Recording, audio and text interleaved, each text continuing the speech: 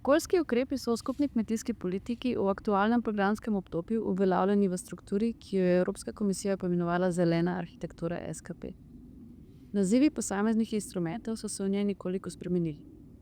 Da bomo lažje razumeli, zato naredimo primerjavo med aktualnim in preteklim programskim obdobjem. Predtem pa nekaj malega o različnih vrstah ukrepov. OECD deli kmetijsko-okoljske instrumente na 3 skupine. Prva skupina so obvezni instrumenti. Ti so bili v okviru SKP uvedeni s Fischlerovo reformo leta 2003 pod imenom navzkrižna skladnost.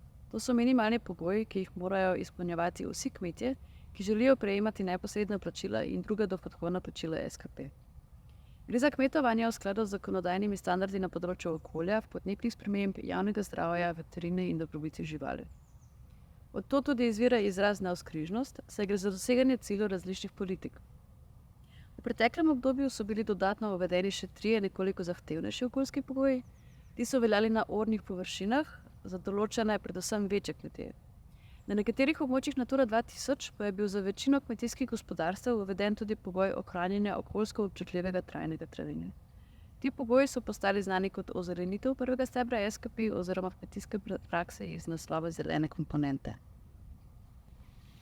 Ukrepi ozelenitve so bili v praksi deležni številnih kritik, tako strani civilne družbe kot tudi strani znanstvene skupnosti. Zavezovali so namreč le razmeroma majhen delež kmetij, dejanski pogoji, ki so jih zastavile posamezne države članice, pa so bili razmeroma nezahtevni. Po oceni Evropskega računskega sodišča so tako na primer ukrepi ozelenitve na ornih površinah privedli do realnih sprememb kmetijskih praks le na približno 2% kmetijskih zemljišč v Evropski uniji. Navzkrižja skladnost in ozelenitev sta bili v trenutnem obdobju združeni in nadgrajeni v tako imenovanem sistemu pogojenosti. Konceptualno gledano pa ostaja pristop pogojenosti enak. Gre torej za ukrepe, ki so za kmetijo v okviru SKP obvezni. Druga skupina instrumentov so finančne spodbude, ki so za kmetije prostovoljne in so namenjene podpori tako imenovanih nadstandardnih okoljskih praks. Utemeljene so z načelom, da so kmetje kot dobavitelji javnih dobrin upravičeni do javnofinančnih podpor za izvedbo okoljskih storitev, ki so koristne za vso družbo. V okviru skupne kmetijske politike so ključni instrumenti iz te skupine kmetijsko-okoljsko podnebno plačilo ali KOPO. Prvi programi, ki so bili delno sofinancirani iz SKP, so se v nekaterih državah pojavili že konec 80-ih let. V okviru SKP pa je ta instrument leta 1992 postal obvezen za vse države članice, ki so ga morale poslej kmetijam ponuditi v okviru politike razvoja podeželja. V Sloveniji se na ta način na primer financirajo različni ukrepi za ohranjanje ekstenzivne rabe varstveno pomembnih tipov travišč na območjih Natura 2000.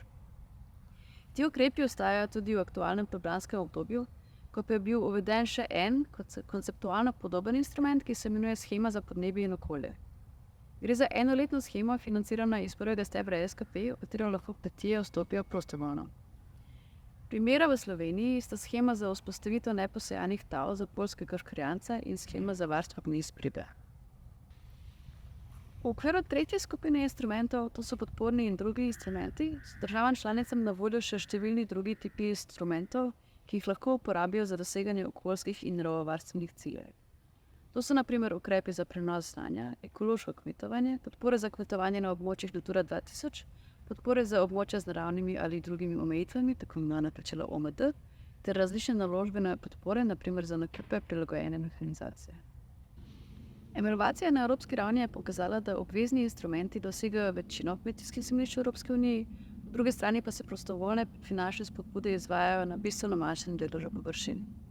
V letu 2017 je bilo tako kmetijsko-okoljske plačila vključenih le 15% kmetijskih zemljišč, v ekološko kmetovanje pa le 4%. V Sloveniji je bilo leta 2023 v ukrep HOPA vključenih 6200 kmetijskih gospodarstev, kar je približno 12% kmetij, oziroma 97.500 hektarjev, kar predstavlja približno 22% kmetijskih zemljišč. Delež ciljnih ukrepov, namenjenih ohranjanju biodiverzitete, je precej manjši. V 4 ciljne ukrepe za ohranjanje naravovarstveno pomembnih travišč na območjih Natura 2000 je bilo tako leta 2023 na primer vpisanih okrog 1200 kmetijskih gospodarstev, izvajali pa so se na skupaj 8000 hektarjih travišč.